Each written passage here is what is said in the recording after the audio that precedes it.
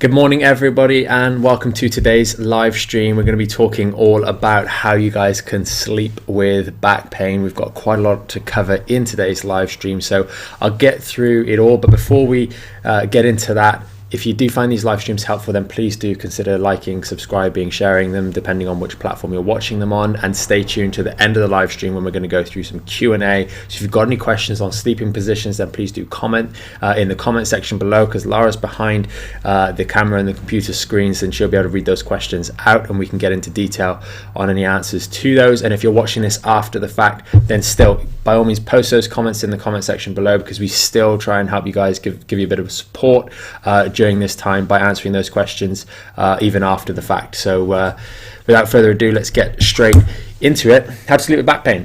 So I'm going to cover, you can see there's some pictures on the board. Again, my expert artistic flair is there as a little cue for those pictures. If there's a smiley face like so, you're looking straight at them, and if they look like a penguin like here, then that's a side-on profile. So very clear understanding of what you're looking at on the board. But we'll go through some of the challenges first before we get into these positions. I'll talk about those, then we will talk about the positions, and then a few ideas to help. Sometimes what we're doing before we go to bed is actually really important and can have a positive impact. So I'll cover a little bit of that too. And we'll also talk about some impacts on neck and shoulder pain as well towards the end when we're talking about positions. So first and foremost, the challenges. The main challenge you have with the lower back is that when we're sleeping, if you're someone that gets back pain halfway through the night, maybe it's 3, 4, 5 o'clock in the morning, and you're waking up and you're like, oh, my back's stiff but I'm still tired, etc., then it's more a case that the inflammation is slowly building up through the night because we're immobile. And down here you've got a oh, that's fallen over. Perks are doing a live stream. This area down here, in terms of the drainage of this area, we have something called the lymphatics in our body, which is basically when the blood circulation in the arteries goes into the capillaries, and then it pushes fluid out into the surrounding tissues, and our tissues are like a sponge. And then you have these small vessels called the lymphatics that drain that and then put it back into the circulatory system up here somewhere. So then it pumps it up through the lower back, along the front of the spine, and then back into here. I won't bore you with too much of the details on that, but that process is not done under a pump like the rest of the circulatory system through the heart. It's kind of a passive-ish process, and movement generally helps us drain that system, drain the lymphatics, so it gets returned back into the circulatory system to be dealt with. That's also part of our immune system as well, so maybe we can cover that on another live stream if you guys are interested. So if you are, put it in the comments below and we can do a live stream on the lymphatics and the immune system as well. This is part of the reason why it is particularly older people, if you see them sat down for long periods, maybe they're not as active as they used to be, the ankles swell because we're not getting that return, partially in the venous system but also the lymphatics. There's not that return of interstitial fluid in amongst the cells back into the circulatory system so that we can process things properly. And when we're sleeping, we're in a still position, so this area can become quite puffy, and you'll notice this even first thing in the morning. Even if you don't have back pain, even if you've got any children, if you're at home on lockdown with your kids, have a look. Their lower back first thing in the morning, the skin will be a little bit puffy, unlike sort of this area. This area is always going to be nice and clean, but the skin on the lower back always seems to be a little bit puffy first thing in the morning because it just doesn't drain as well overnight. And that's where, if we've got any underlying problems, any injuries, it swells up, it reaches a critical mass, starts to irritate these nerves, etc., and then you wake up at 3 o'clock, 4 o'clock in the morning with some pain. The other option is it's just really uncomfortable for you to get to sleep. You can't get into a comfortable position, and that's where some of these positions might help you fall asleep and drift off. The person that's waking up a little bit later on in the night may benefit from these positions as well, but also let's have a look at what you're doing before you go to bed, because I think that's where you're going to get most of the benefit. Just briefly touching on things like neck and shoulder pain as well, the position that you need to sleep in, I'll touch on that, but that's quite important. You want to have the spine in a neutral position when we're sleeping for neck and shoulder pain, and we need to have the lordosis supported. If we're sleeping on our front and we get neck and shoulder pain, if you're a front sleeper, it's really difficult. There's no ideal front sleeping position. I know, because I'm one of those people. You need to try and learn to sleep on your side. That's the most effective way of dealing with it, or sleep on your back. So if we get into the positions on the whiteboard, I'll go through these. Now, but you might recognize these positions, these top two. This is obviously sleeping on your back, this one's on your side. This image here, these two are the same image, just one's looking down onto the mattress, the other one's looking from the side of the mattress. And I'll cover the first one first. Now, I've got two opinions on this one. Number one, if you've just got severe back pain, it can be a comfortable position, but there are some pros and cons to it. The main pro is that being in this position does help with taking pressure off the back a little bit because of elevating the legs. The problem is that when you elevate the legs, you do flatten the lordosis, and you'll know our opinion on flattening the lordosis. Not most keen on it, because if you're staying in this position for long periods of time, it will have that impact of flattening the lordosis, and that's not ideal. Sleeping in this position, you're going to be still for hours and hours on end, and that does have an impact on the curve. Doing it momentarily for a couple of nights when you've first got your back pain might be appropriate, but I'll touch on a few little points of reference that can potentially make this a little bit of a better position for you. Point number one, definitely put a little towel underneath your neck, or make sure the pillow is supporting your neck so your head's not propped up like this. If you've got a pillow up here and your head's propped up like so, that's going to create a pull through the spine, and that's not going to be particularly helpful, so make sure that one's not the case. The second one you can do is put a little towel here, a very small one, and that just supports the natural curve. It supports this part of the spine here, and you might find that that just makes it a little bit more comfortable for you, and also from an anatomical and from my perspective, that would be a better position for you to be in for an extended period. When you get up in the morning, you're going to have to wiggle those hips, just shimmy left and right a little bit just to unlock yourself in a safe manner. But that might be a better option for you than just having the pillows on their own, and that's sort of the modifications I'd make there. I do think though that sleeping on your side is going to be better because it's easier to do it correctly in a safe way. So if we move over to this position here, this is the classic one that a lot of people will use. Pillow between the knees, lying on your side, and this decreases the tension that's going across the glutes. So quite often having your knees together without that pillow, it pulls on the glutes and that pulls on the lower back here. By separating those legs slightly, you're able to provide a little bit more flexibility, take the tension off the glutes, which doesn't pull on the back as much, and this can be a very comfortable position. We want to make sure that we've got a pillow here so that the neck's not crooked and uncomfortable. And if you're a lady with slightly larger hips to waist ratio, where waist is quite narrow, sometimes you'll benefit from having a pillow here to support that sort of hourglass figure, and just prevent you, because if you've got a particularly wide pelvis, it's going to bow like that and create a little bit of pressure on the lower back and be problematic. And sometimes for certain ladies who find this position not as comfortable as they should, when they put that pillow there and it levels out the pelvis, it makes a massive difference. And the combination of two, a pillow here and this pillow here, can really help make the position, keep your spine in a much more neutral position. And the other benefit of sleeping on your side in this position is that we can keep that nice lordosis. And if you've watched any of the other live streams, then you'll know how important the lordosis is in maintaining that, because that is the natural position of our spine. It allows it to absorb shock effectively, and it means that when you're sleeping, you're not stressing or stretching any particular structures that might lead you to be worse off in the morning. That's very important. Now, before I get into the neck positions down here, I'll just cover one or two things, particularly with your sort of before bed routine. Now, I mentioned earlier that the lower back kind of is a watershed area. It naturally puffs up a little bit overnight. You get poor drainage in that region. Well, the extra problem that people have before they go to bed is that it's inactivity that leads that puffiness to build up, that watershed area to build up, and the inflammation to build up in that area, a lack of movement.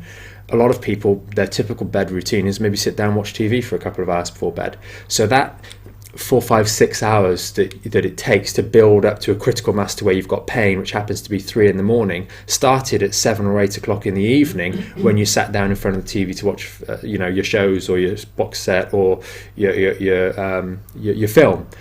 and you haven't really moved from that point all the way till 3 o'clock in the morning. Now, if you can be a little bit more active, maybe you watch that film, but then half an hour before you go to bed, you're a little bit more active. We do a few more things, maybe even a little bit of icing to just help fiddle with the circulation to that area just before we go to bed.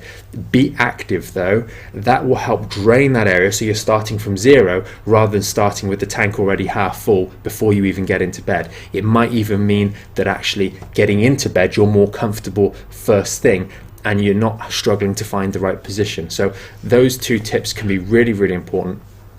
Use these positions, but also make sure you adjust your routine before you go to bed, because that really, really helps with lower back issues. Be more active. That's important. Now, getting on to the neck positions, I'll cover these very briefly, but they apply to both neck and shoulder pain. Remember, we should have a nice smooth backward bending curve in the neck, like so. Okay, this is my neck here. We should not be propped up. Now, the big mistake a lot of people make is they use too many pillows. You see in this position here, I've used a temper pillow. You can just roll up your pillow so it supports a natural curve in the neck.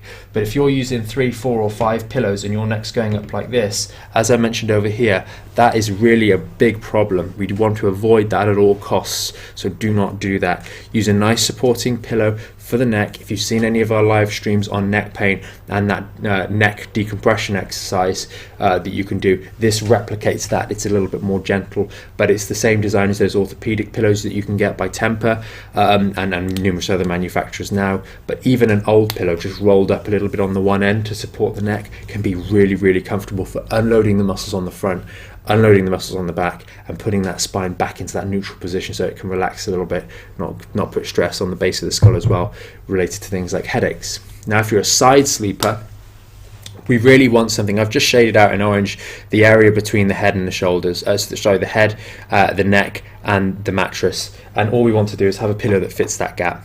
We don't want the head to be propped up too much, and we don't want the head to be propped down either. So make sure you're just focusing on trying to get a pillow, or maybe it's 2 pillows if you've got particularly broad shoulders, but a pillow that fits that gap.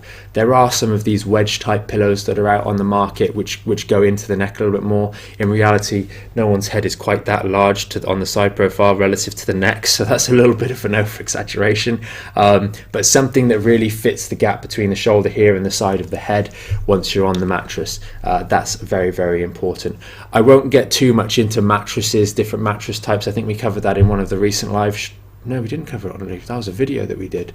Yes, that was a video, but we do have another video. We do have before and after with the Simba yeah, we do have a little video we did on the Simba mattress, which is a mattress that we use. There's tons of different mattresses you can use, and maybe we'll do a live stream on that at some point in the future as well. If you would like us to cover that, then please do put that in the comments below as well, and we'll add that to the list of topics for the live stream, because at the end of the day we want to do these to be as helpful as possible for you guys. So anything that would be helpful, then please do put those in the comments, and we'll put that in the pipeline to get a video to go through those.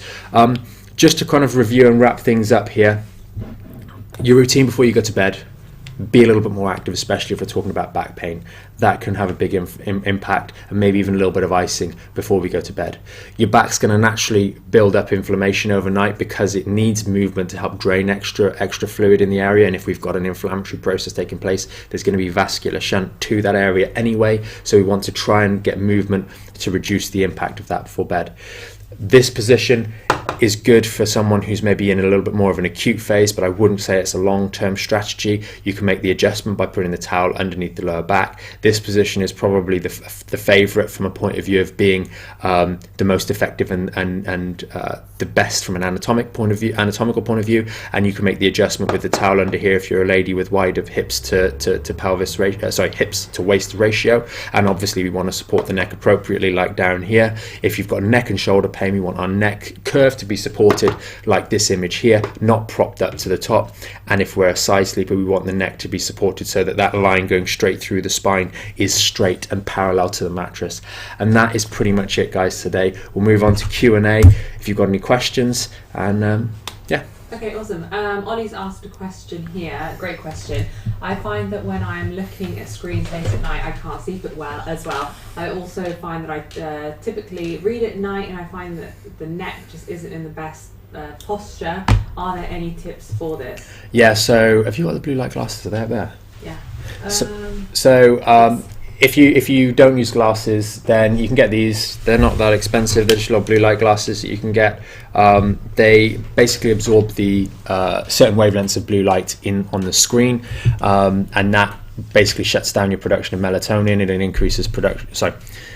The blue light on your computer screen or your iPhone or your iPad releases this blue light which shuts down your production of melatonin and increases the production of serotonin. Serotonin we want to wake us up, melatonin we want to start secreting it before we go to bed.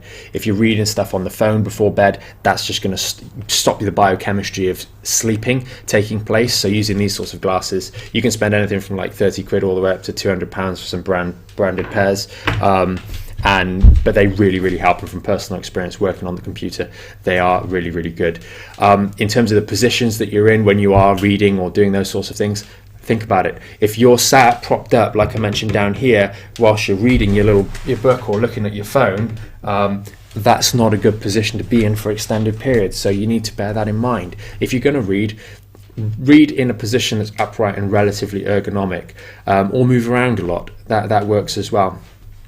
Don't camp out in that position, propped up like that while you're reading. It's just a recipe for disaster. But sometimes, if you are doing that, sometimes it's difficult you don't feel the pain until you go to move position. So you might have been lying down for half an hour reading a book, but you don't notice that it's actually causing you. You won't. It's not the kind of position that you'll notice until it builds up to a critical mass. So you could sit there for a few moments. There's no problem. But if you just have, and this is something that I talk about with patients in the clinic a lot, is just have that fidgetiness. Be a bit of a fidget. Don't sit in one position for longer than sort of 10-15 minutes at a time, and that way you won't go too far wrong. But I would say, if you're going to read the book like this, sit up. So you're sat there looking down, and use your eye muscles rather than your head to do that. We have eye muscles, we can look down and do that, because that works an awful lot better than using moving your whole head around the book. Just use your eyeballs and look down. That makes a big difference. Sit up, move around a little bit more, and that will help you if you're reading in bed before bed, and it's that simple. What might help is taking an ice pack to bed, because it will get cold and you'll actually have to move it around and take it off. And you could do that. Use an ice pack as well in bed. Okay, Joe has asked, do you recommend stretching right before bed? Would that help with the lymphatic drainage? And how about stretching in the morning? So stretching in the morning, perfectly fine. If you're one with back pain, then definitely follow the protocols in the Back in Shape membership site. There'll be a link somewhere around here, I'm sure, for you to join there. Stretching right before bed. Moving right before bed would probably be better. If you're going to do the Back in Shape protocols before bed as well, that's perfectly fine. The only issue with that is a lot of that is focused on the hip muscles, which is great, but just the general walking around the house, pottering around the house before bed, maybe you go and do some stuff in the kitchen or whatever it may be, before bed is perfectly acceptable. That would be perfectly fine. Awesome. Joe just said that ice really helps him when he's reading at night, which is awesome. Yeah, it's good. It just manipulates your blood circulation. So when you take the ice off, the blood flushes back through and just creates this sort of shunting effect to clear away. If you've got waste inflammatory products there and dead cellular material, then it's going to shunt that away and bring in obviously new oxygenation and new nutrients to the area. So there's so many benefits of doing it. It's really good.